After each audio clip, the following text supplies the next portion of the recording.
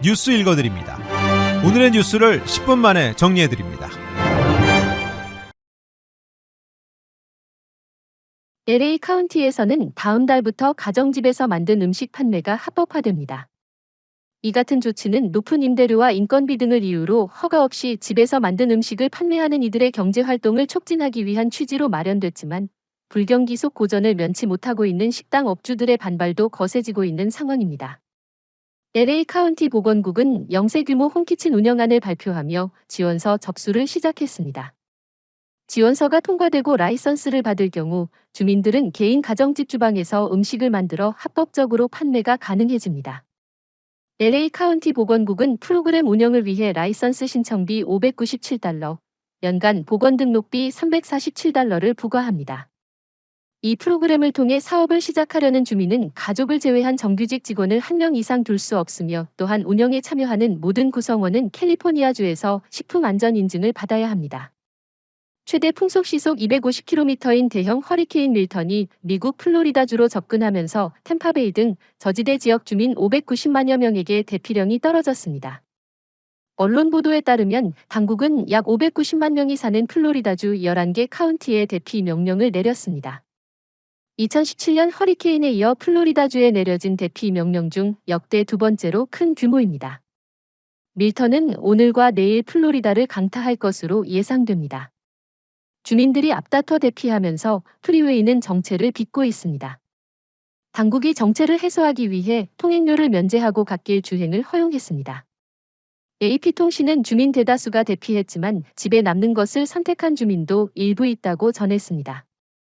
당국 관계자는 폭풍이 한창일 때는 구조대원도 위험해서 곧장 출동하기 어렵다며 대피하지 않고 남는 사람들은 자기 자신을 스스로 지켜야 한다고 경고했습니다. 도널드 트럼프 전 미국 대통령이 4주 남짓 앞으로 다가온 대선에서 선거인단 19명이 걸린 최대 경합주 펜실바니아에 전력을 쏟아붓고 있습니다. 러스트벨트의 일원인 펜실베이니아주는 2016년 대선에서 트럼프 전 대통령의 손을 들어줬던 곳입니다. 그러나 직전인 2020년 대선에서 현직이었던 트럼프 전 대통령은 바이든 대통령에게 펜실바니아를 내주며 결국 패했습니다. 트럼프 캠프는 해리스 바이든 행정부의 인플레이션 정책들과 재앙적 남부 국경 처리로 펜실바니아는 파국을 맞았다고 주장했습니다. 또 펜실바니아 주민들은 수지 균형을 맞추느라 허덕이는데 수천만 불법 이민자들은 카멀라의 감독하에 이 나라로 쏟아져 들어와 이미 치솟은 집세와 부동산 가격을 더 악화시키고 있다고 덧붙였습니다. 미국 내 고등학생 100명 중 3명이 자신의 성 정체성을 자신의 신체가 자신의 성을 표현하지 못한다고 생각하는 사람을 뜻하는 성전환자로 여긴다는 조사 결과가 나왔습니다. 워싱턴 포스트는 연방질병통제예방센터가 공개한 2023년 조사에서 미국 고등학생의 3.3%가 자신을 성전환자로 인식했고 다른 2.2%도 자신의 성정체성에 의문을 갖고 있다고 답했다고 보도했습니다.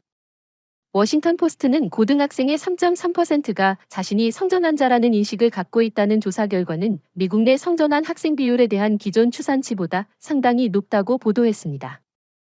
성전환을 하거나 성정체성을 의심하는 학생들은 다른 학생보다 학교에서 괴롭힘을 당하고 자살을 생각하는 경우가 많은 것으로 나타났습니다.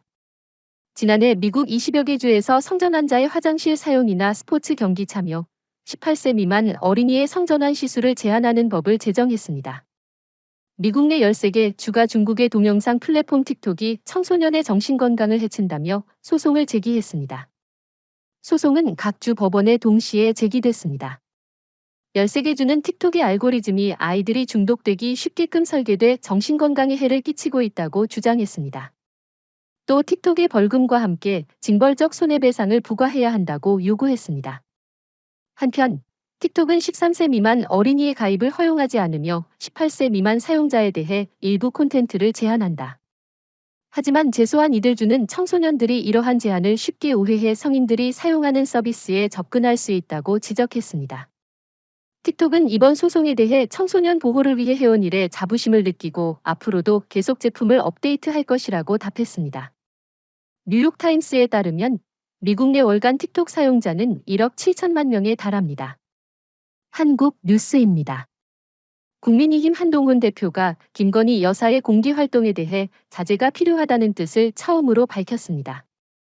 친한계에서는 김 여사의 도의적 차원의 사과만으로 민심을 달래기가 힘들 수 있다는 목소리가 공개적으로 나왔습니다. 야당의 특검 공세를 당론으로 막고 있지만 김 여사 관련 의혹 제기가 이어지는 상황에서 사과뿐 아니라 행동으로 미안함을 간접 표현하는 방식 등이 더해져야 한다는 주장으로 풀이됩니다. 친윤 일각에서는 한 대표 발언에 대해 우려 섞인 반응도 나왔습니다. 당대표가 직접 나서 당정 갈등을 부추길 필요가 있느냐는 겁니다. 오는 16일 재보선을 앞두고 친한계의 발언 수위가 점점 높아지고 있어 대통령실의 대응 방식에 따라 윤한 갈등이 재현될 수 있다는 관측도 나옵니다. 김건희 여사 공천 개입 의혹의 핵심 인물인 명태균 씨 관련해서 대통령실이 첫 공식 입장을 발표했습니다. 윤석열 대통령이 명태균 씨를 알고 있는 건 맞고 자택에서 이 번 만났지만 친분이 있는 건 아니다라고 밝혔습니다. 명 씨를 소개해준 사람은 당시 국민의힘 고위 당직자였고 얼마 뒤 또 다른 국민의힘 정치인이 명 씨를 데려와 두 번째로 만났다는 겁니다. 윤 대통령은 두 차례 모두 서울 서초동 아크로비스타 자택에서 명 씨를 만났습니다. 대통령실은 다만 동행한 정치인들이 보안을 요구해서 자택에서 본 것일 뿐 명 씨와의 친분 때문은 아니었다고 강조했습니다. 하지만 대통령실의 이 같은 해명이 거짓이라는 주장이 나오고 있습니다. 김종인 전 비대위원장은 대통령실이 급하니까 뚱딴지 같은 헛소리를 만들어내고 있다며 오히려 명 씨가 자신에게 윤 대통령 부부를 소개했다고 밝혔습니다. 윤석열 대통령 부부에게 명태균 씨를 소개해준 것으로 지목된 이준석 의원도 대통령실의 해명은 새빨간 거짓말이라며 당시 명 씨가 윤석열 후보의 입장을 전달하면서 사과하라고 요구하는 문자를 공개했습니다. 끝으로 날씨입니다. 남부 캘리포니아 오늘부터 기온 떨어지겠습니다. LA와 오렌지 카운티는 낮 최고 기온은 86도, 밤 최저 기온은 56도 예상됩니다. 델리와 일랜드 엠파이어 지역 낮 최고 기온은 93도, 밤 최저 기온은 53도 전망됩니다. 해안가 지역은 낮 최고 기온 75도, 밤 최저 기온 62도 예상됩니다. 산간 지역 낮 최고 기온은 75도, 밤 최저 기온은 43도, 사막 지역은 낮 최고 기온은 94도, 밤 최저 기온은 49도 전망됩니다. 오늘의 뉴스 읽어드렸습니다. 고맙습니다.